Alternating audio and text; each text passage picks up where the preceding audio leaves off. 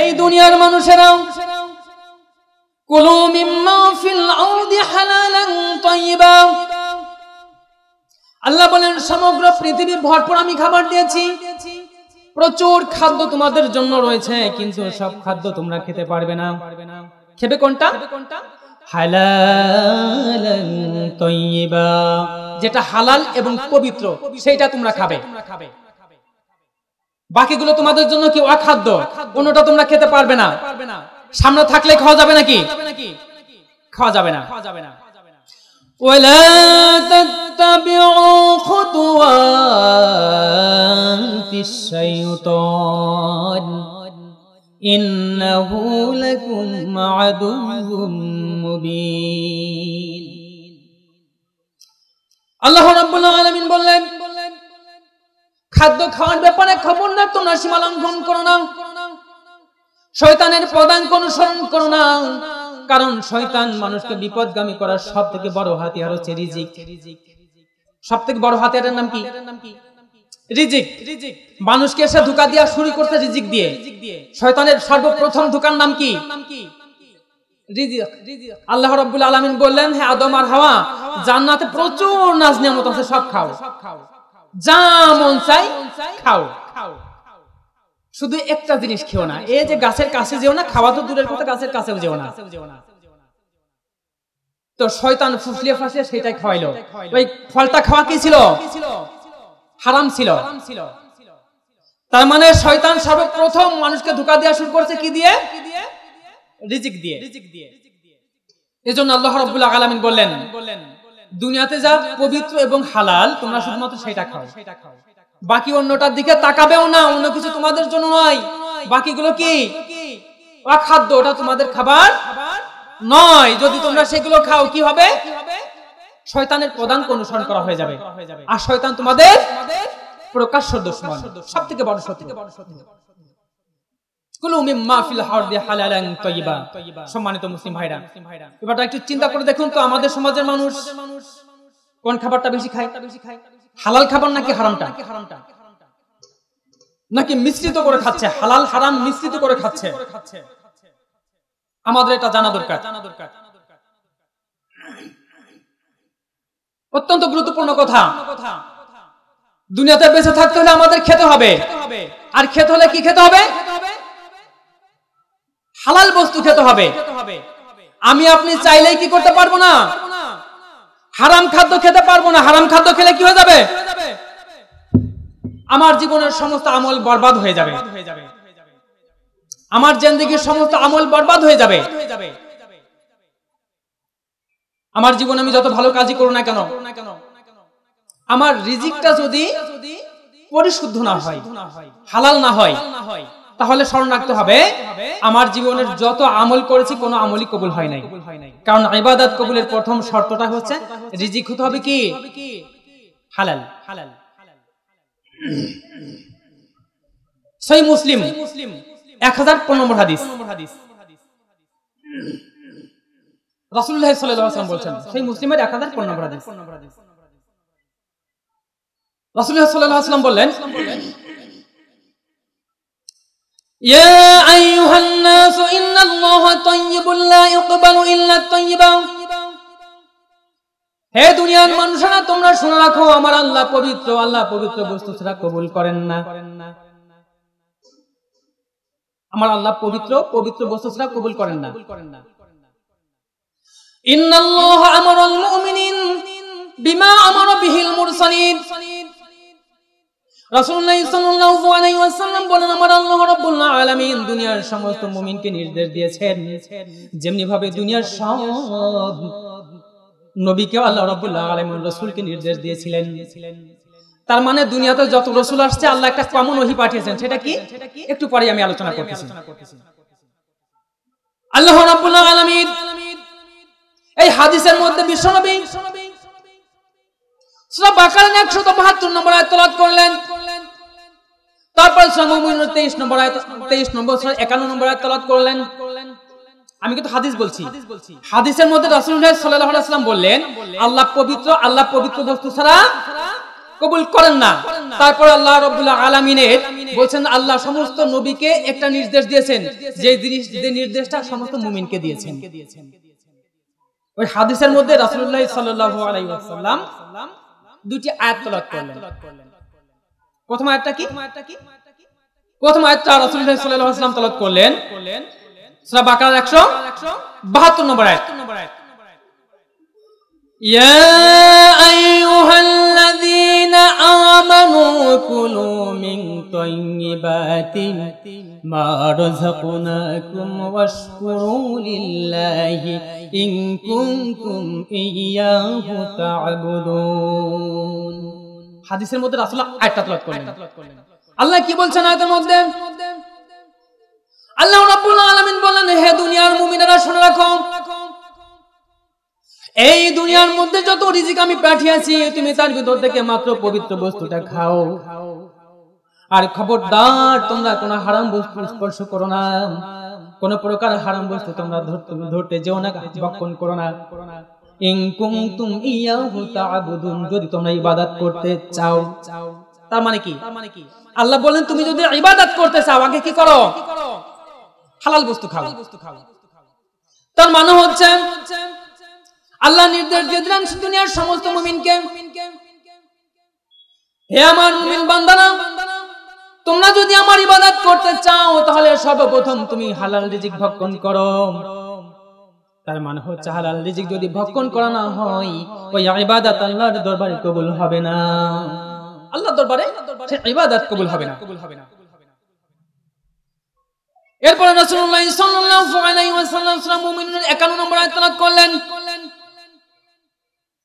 ইয়া আইয়ুহার রাসূল কুলু মিনাত তাইয়্যিবাতি ওয়া আমালু সালিহান ইন্নী বিমা তা'মালুনা আলীম। আল্লাহ রাব্বুল আলামিন বলেন, আমার রাসূলরা শোনো। রাসূল এর বহুবচন রাসূল। তার মানে দুনিয়াতে যত রাসূল পাঠিয়েছেন আল্লাহ রাব্বুল আলামিন সব রাসূলকে এই নির্দেশ দিয়েছেন, ইয়া আইয়ুহার রাসূল কুলু মিনাত তাইয়্যিবাতি, তোমরা পবিত্র বস্তু খাও, ওয়া আমালু সালিহা, এরপরে তোমরা নেক আমল করো। তার মানে দুনিয়ার সমস্ত রাসূলকে আল্লাহ একটা নির্দেশ দিয়েছেন কি? আগে কি করো? হালাল রিজিক খাও, হালাল রিজিক খাও। তারপরে কি করো? তারপরে তোমরা আমি আল্লাহর ইবাদত করো। এর দ্বারা বোঝা গেল আমার রিজিক যদি পরিশুদ্ধ না হয়, আমার রিজিক যদি হালাল না হয়, আল্লাহ রাব্বুল আলামিনের দরবারে ইবাদত কবুল হবে না। وقال رسول الله صلى الله عليه وسلم لا يسعد إلى الله إلا الطيب أو كما قال عليه الصلاة والسلام، رواه البخاري। সহিহ বুখারী 74-30 তার মানে 7430 নম্বর হাদিস। সহিহ বুখারী 7430 নম্বর হাদিস। রাসূলুল্লাহ সাল্লাল্লাহু আলাইহি ওয়াসাল্লাম বললেন, ওয়ালা ইয়াসআদু ইলাল্লাহি ইল্লা তাইয়্যিব, অপবিত্র বস্তু আল্লাহর দরবারে কবুল হবে কিভাবে? অথচ সেটা তো আল্লাহর দরবারে পেশ করাই হয় না। আল্লাহর দরবারে যদি পেশ করা না হয় সেটা কবুল হওয়ার প্রশ্ন আসে? প্রশ্নই ওঠে না। তাহলে কি হয় সেইটা? সূরা আরাফ 7 নম্বর সূরা 40 নম্বর আয়াত আল্লাহ রাব্বুল আলামিন বলেন, ওয়ালা তুফাত্তাহু লাহুম আবওয়াবুস সামা ওয়ালা ইয়াদখুলুনাল জান্নাতা হাত্তা ইয়ালিজাল জামাল ফি সামিল খিয়াত। আল্লাহু আকবার। আল্লাহ রাব্বুল আলামিন বলেন, আমার বান্দাদের যে ইবাদতগুলো আল্লাহর বিধান মতো না হয় তাদের জন্য আসমানের দরজা খোলা হয় না। তার মানে হচ্ছে আমরা যে ইবাদত করি, যে সমস্ত ইবাদত বندگی করি, এগুলো আল্লাহর দরবারে পৌঁছে দেওয়া হয়। 10 নম্বর আল্লাহ বলেছেন, ইলাইহি সাআদুল কালিমুত তাইয়্যিব ওয়াল আমালুস সালিহু ইয়ারফাউ। আল্লাহ রাব্বুল আলামিন বলেন, বান্দা তোমরা যে ভালো কাজ করো, জিকির আজকার করো, কালিমুত তাইয়্যিব, যত উত্তম কথা বলো, সালাম দাও, জিকির আজকার করো, সব কিছু আল্লাহর দরবারে পৌঁছে দেওয়া হয়। ওয়াল আমালুস সালিহু ইয়ারফাউ, এবং যত নেক আমল করো এগুলো আল্লাহর দরবারে পৌঁছে দেওয়া হয়। এখন প্রশ্ন হচ্ছে, সেটা যদি আল্লাহর দরবারে তো পৌঁছে দেওয়া হয়, এই বিধানটা যদি, এই আমলটা যদি আল্লাহর বিধান মতো না হয়, সেটা যদি হালাল রিজিক ভক্ষণ করার মাধ্যমে না হয়, কি হয়? আসমানের সব ইবাদত যাচাই বাছাই করা হয়। কি হয়? আসমানের সব ইবাদত যাচাই বাছাই করা হয়। যাচাই বাছাই করার পরে সেটা যদি দেখা হয় যে এটা আল্লাহর বিধান মতো হয়নি, যে ব্যক্তি ইবাদত করেছে সে হালাল রুজি ভক্ষণ করে নাই, আল্লাহ রাব্বুল আলামিন বলেন তাহলে আসমানের দরজাই খোলা হয় না। লা তুফাত্তাহু লাহুম আবওয়াবুস সামা, তাদের জন্য আসমানের দরজাই খোলা হয় না। আল্লাহর কাছে পৌঁছানো তো আর অনেক দূরের ব্যাপার। কথা কি বোঝা যায়? আসমান থেকে সেটা ফেরত দেওয়া হয়। ولا يدخلون الجنة حتى يلج الجمل في سم الخياط। আল্লাহ রাব্বুল আলামিন বলেন এদের জন্য জান্নাতে যাওয়া ততটাই কঠিন, ততটাই কঠিন, ততটাই কঠিন, সূচের ছিদ্র দিয়ে উট প্রবেশ করা যতটা কঠিন। সুই আছে না, সুই মহিলারা তো খাতা সেলাই করে, এই সুইয়ের ছিদ্র দিয়ে, সূচের ছিদ্র দিয়ে উট প্রবেশ করা নাকি সম্ভব? সম্ভবই না। আল্লাহ বলেন ওয়া ইয়াদখুলুনাল জান্নাতা হাত্তা ইয়ালিজাল জামাল ফি সাম্মিল খিয়াত। সামুন মানে ছিদ্র, খিয়াত মানে খয়তুনের বহুবচন খিয়াত। খয়তুন মানে হচ্ছে সুই। আল্লাহ বলেন এই সুইয়ের ছিদ্র দিয়ে, সূচের ছিদ্র দিয়ে উট প্রবেশ করা যতটা কঠিন, এদের জন্য জান্নাতে যাওয়া ততটাই কঠিন, ততটাই কঠিন। নাউযুবিল্লাহি মিন যালিক। তাহলে আমি যে ইবাদত বন্দেগী করছি, আমার আপনার জানা দরকার আমার ইবাদত বন্দেগী আমার হালাল রিজিক হচ্ছে তো? আমার রিজিকটা হালাল হচ্ছে তো? আমার ইনকামটা বৈধ তো? আমি মানুষকে ঠকাইনি তো? আমাকে চিন্তা করতে হবে, এটা চিন্তা করতেই হবে। চিন্তা না করলে চলবে না, আমাকে আপনাকে চিন্তা করতে হবে। তো যে হাদিসটা বলতেছিলাম, রাসূলুল্লাহ সাল্লাল্লাহু আলাইহি সাল্লাম বলেন আমার আল্লাহ পবিত্র, তিনি পবিত্র বস্তু ছাড়া কবুল করেন না। তারপরে তিনি দুইটা আয়াত বললেন। আমার আজকের আলোচনাটা মুখস্থ করতে হবে আপনাদের। আমরা মুখস্থ করে বাড়িতে যাব ইনশাআল্লাহ। আমরা কিছু আলোচনা আজকে বাড়িতে নিয়ে যাব। আমি জীবন ঘনিষ্ঠ কিছু আলোচনা করব ইনশাআল্লাহ। তো আল্লাহ কি বলছেন? হে ঈমানদার বান্দারা, তোমরা হালাল রিজিক ভক্ষণ করো যদি আমার ইবাদত করতে চাও। ইন কুনতুম ইয়াহু তাকাবুদুন। তার মুমিনদেরকে, দুনিয়ার সমস্ত মুমিনদেরকে আল্লাহ নির্দেশ দিলেন তোমরা যদি ইবাদত করতে চাও কি করো? হালাল রিজিক খাও। এরপর রাসূল সাল্লাল্লাহু আলাইহি ওয়াসাল্লাম 23 নম্বর সূরা 51 নম্বর আয়াত তেলাওয়াত করলেন। সেই আয়াতের মধ্যে আল্লাহ কি বললেন? দুনিয়ার সমস্ত রাসূলকে আল্লাহ বলেন হে আমার রাসূলেরা, রাসূলের বহুবচন রাসূল, হে রাসূলেরা কি করো? তোমরা হালাল বস্তু খাও এবং আমার ইবাদত করো। তার মানে দুনিয়ার সমস্ত নবী রাসূলকে আল্লাহ একটা কমন ওহী পাঠিয়েছেন, একটা কমন নির্দেশ দিয়েছেন, সেটা কি? হালাল রিজিক খেতে হবে যদি তোমরা ইবাদত করতে চাও। তার মানে দুনিয়ার সমস্ত নবী রাসূলকে আল্লাহ রাব্বুল আলামিন কমন ওহী পাঠিয়েছেন, তোমরা কি করো? হালাল রিজিক ভক্ষণ করো, তারপরে আমার ইবাদত করো। সুম্মা যাকারুর রাজুল, এরপর রাসূল সাল্লাল্লাহু আলাইহি ওয়াসাল্লাম একজন ব্যক্তির ঘটনা বর্ণনা করলেন। ইয়াতিরু সাফার, যে ব্যক্তি বহু দূর থেকে ভ্রমণ করে আসছেন, আসা ওয়া আগবারা, রাসূল সাল্লাল্লাহু আলাইহি ওয়াসাল্লাম বললেন তার উস্কো খুস্কো চুল এবং তার মুখে ধুলা মলিন, তার মানে অনেক দূর থেকে ভ্রমণ করে আসছেন। সুম্মা ইয়াতিনু ইয়াদাইহি, অতঃপর সেই ব্যক্তি হাত উপরের দিকে ইলা সামাই, আকাশের দিকে তুলে বলে ইয়া রব ইয়া রব। সেই ব্যক্তি আকাশের দিকে হাত তুলে ইয়া রব করে আল্লাহ রাব্বুল আলামিনের কাছে অনুনয় বিনয় করে দোয়া করতে শুরু করলো। সাহাবীরা বললাম, না জানি ব্যক্তিটা কত বড় বুজুর্গ। রাসূলুল্লাহ সাল্লাল্লাহু আলাইহি ওয়াসাল্লাম বলেন, মাতাআমাহু হারাম, এই ব্যক্তি যা ভক্ষণ করেছে তার পেটে যে খাবার আছে সেটা হারাম। ওয়া মাশরাবাহু হারামুন, তার পেটে যে পানি আছে সে পানিটাও হারাম। ওয়া মালবাসু হারামুন, এরপরে সে পোশাক পরেছে সেটাও হারাম। ওয়া গুযিয়া বিল হারাম, সমগ্র জীবন সে লালিত পালিত হয়েছে হারাম সম্পদ দ্বারা। ফান্না ইউস্তাজাবু লিযালিক, বিশ্বনবী বললেন এই ব্যক্তির ইবাদত আল্লাহ কবুল করবেন কিভাবে? নাউযুবিল্লাহ। সহিহ মুসলিম 1000 নম্বর। আমার কথা কি বোঝা যায়? কি বুঝলাম আমরা? ইবাদত করতে হলে আমার রিজিক হতে হবে কি? আমার রিজিক হালাল হতে হবে। আমার রিজিক যদি হালাল না হয় তাহলে পরে আমার জীবনে যত আমল করেছি সমস্ত আমল বরবাদ। ওই আমল দিয়ে 5টা পয়সারও কোনো মূল্য নাই। সম্মানিত মুমিন ভাইরা, আমাদের সমাজে মেয়েদেরকে খুব বেশি অবহেলিত করে রাখা হয়, মেয়েদেরকে খুব বেশি ঠকানো হয়। ভাইরা বোনকে ঠকায়, ভাতিজারা ফুফুকে ঠকায়। আমরা কিন্তু এটাই দেখে আসছি। আজকে জীবন ঘনিষ্ঠ কিছু আলোচনা করব, আগে বলে আসছি।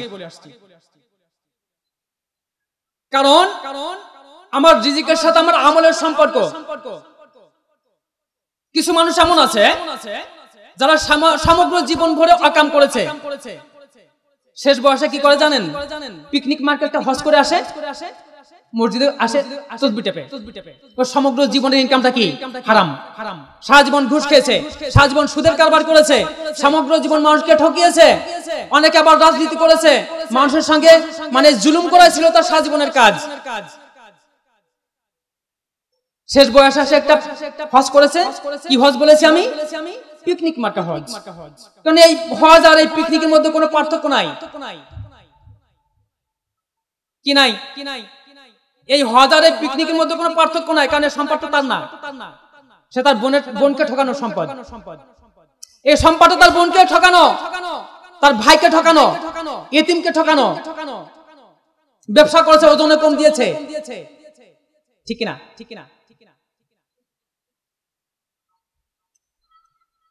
যার রিজিক ঠিক নাই, তার জীবনের কোনো আমল ঠিক নাই, তার জীবনের সমগ্র আমল বরবাদ। আমাদের মনে রাখতে হবে। এরপরে আসছে সুদ। সুদের সাথে বর্তমান 80% মানুষ জড়িত। বর্তমানে 80% মানুষ জড়িত সুদের সাথে।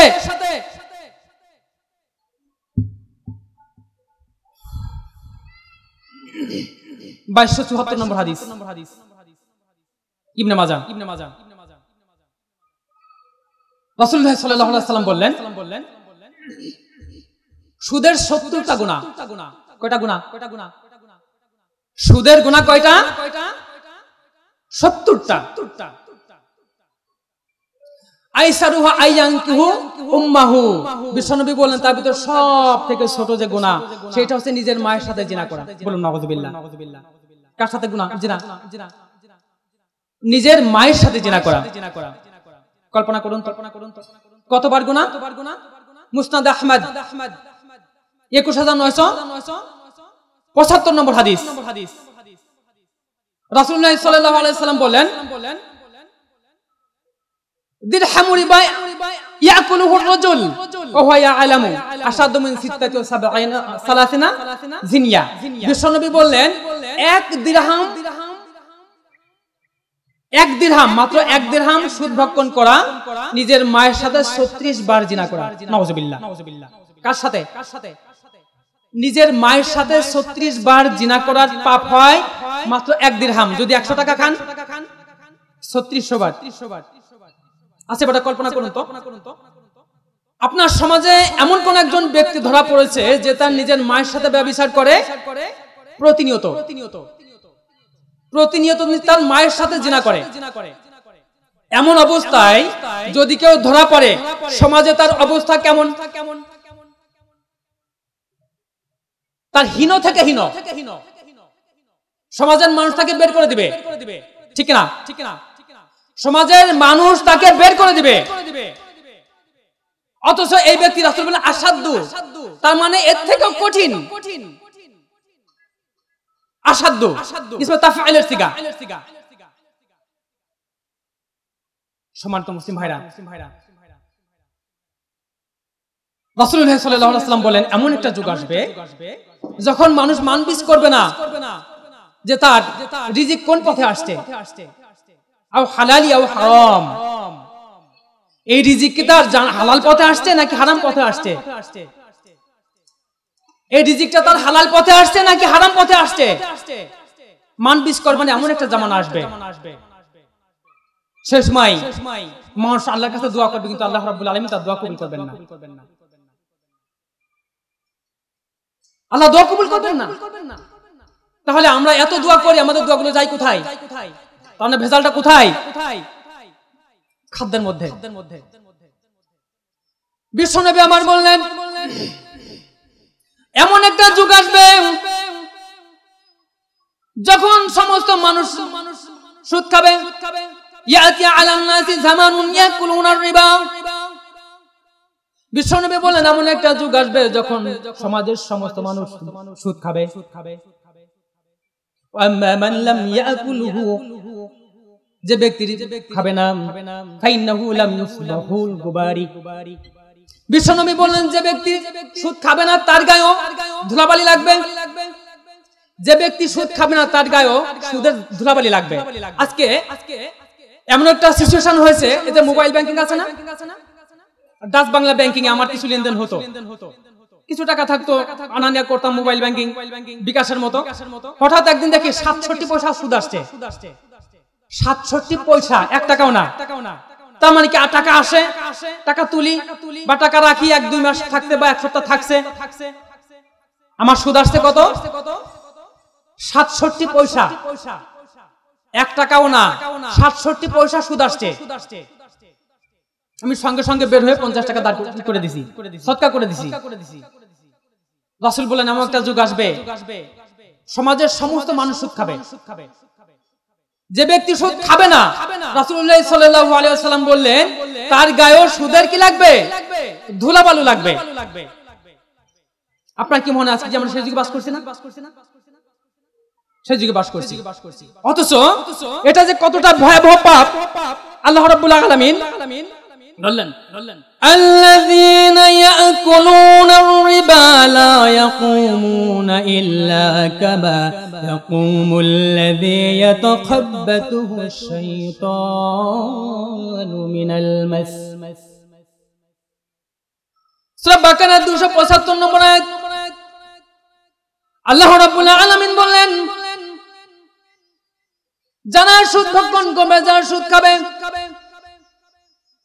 কিয়ামতের দিন তারা এমন ভাবে দাঁড়াবে, এমন ভাবে দণ্ডায়মান হবে, জিনা ধরা পাগল যেরকম আচরণ করে এই ব্যক্তিগুলো কাল কিয়ামতের মাঠে তেমনই আচরণ করবে। মানুষে বলবে এই ব্যক্তি এমন করে কেন, এর কি হয়েছে? ফেরেশতারা বলবেন ও সুদখোর। ও কি সুদখোর? ইয়াতাখাব্বাতুশ শাইতানু মিনাল মাস। আল্লাহ বলছেন শয়তানে ধরা, জিনে ধরা পাগল যেমন মাতলামি করে, পাগলামি করে, কিয়ামতের দিনে সুদখোররা এরকম আচরণ করবে। নাউযুবিল্লাহি মিন যালিক। আল্লাহ রাব্বুল আলামিন এই জন্য বললেন ইয়া আইয়ুহাল্লাযীনা আমানুত্তাকুল্লাহা ওয়া যারু মা বাকিয়া মিনার রিবা ইন কুনতুম মুমিনিন।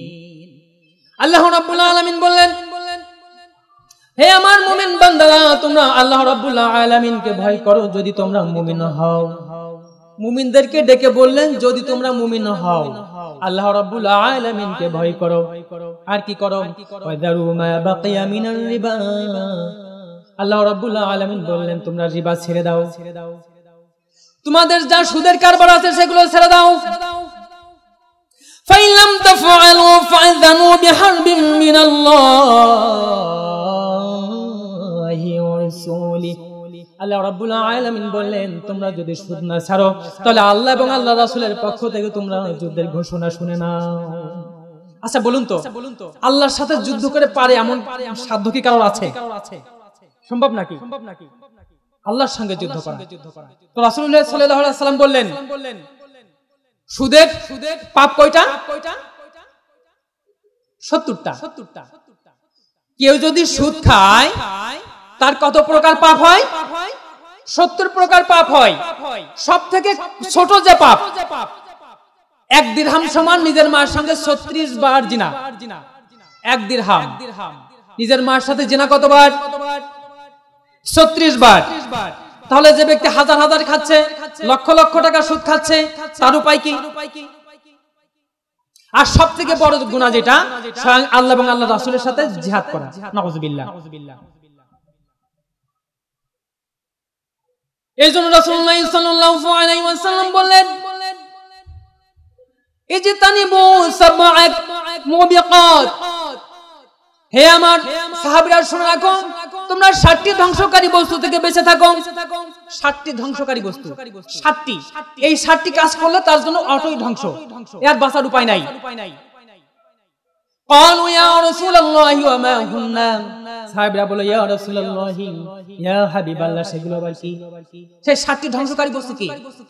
ক্বালা রাসূলুল্লাহ সাল্লাল্লাহু আলাইহি ওয়াসাল্লাম আশ-শিরকু বিল্লাহ, রাসূলুল্লাহ সাল্লাল্লাহু আলাইহি ওয়াসাল্লাম বলেন 1 নম্বরে শিরক, আল্লাহর সঙ্গে শিরক করা। সহিহ বুখারী এবং মুসলিমের বর্ণনা। তো রাসূল সাল্লাল্লাহু আলাইহি ওয়াসাল্লাম বলেন 60টি ধ্বংসকারী বস্তু থেকে তোমরা বিরত থাকো। 1 নম্বরে কি? আশ-শিরকু বিল্লাহ, আল্লাহর সঙ্গে কেউ যদি শিরক করে তাহলে সে অটোমেটিক ধ্বংস। যে ব্যক্তি শিরক করবে তার জন্য জান্নাত আল্লাহ হারাম করে দিয়েছেন।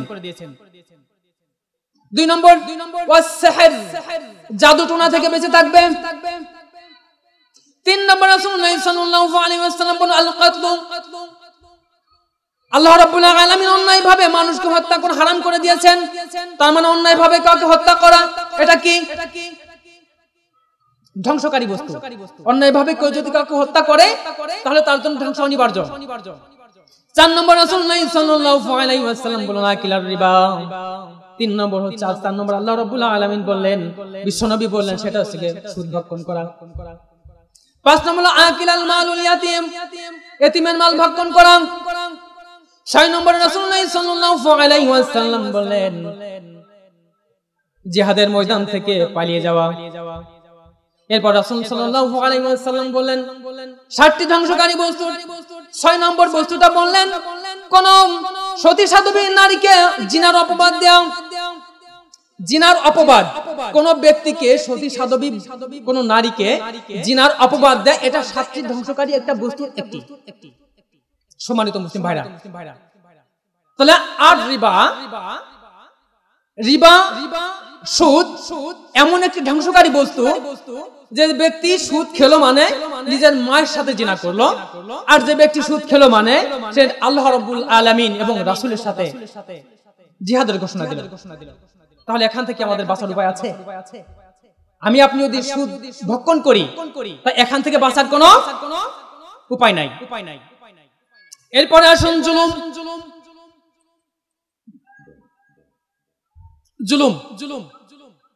আল্লাহ 3টি জিনিস কোরআনের মধ্যে আল্লাহ 3টা জিনিসের কথা বলছে, আল্লাহ কখনোই ক্ষমা করবেন না। 1 নম্বর শিরক। 1 নম্বর শিরক, আল্লাহ কখনোই ক্ষমা করবেন না। 2 নম্বরে জুলুম। আল্লাহ রাব্বুল আলামিন জুলুম কখনোই ক্ষমা করবেন না। আপনি জুলুম করেছেন আপনার বোনের সাথে, আপনার বোনের হক আপনি দেন নাই, এরকম ঘটনা আমাদের সমাজ আছে না নাই?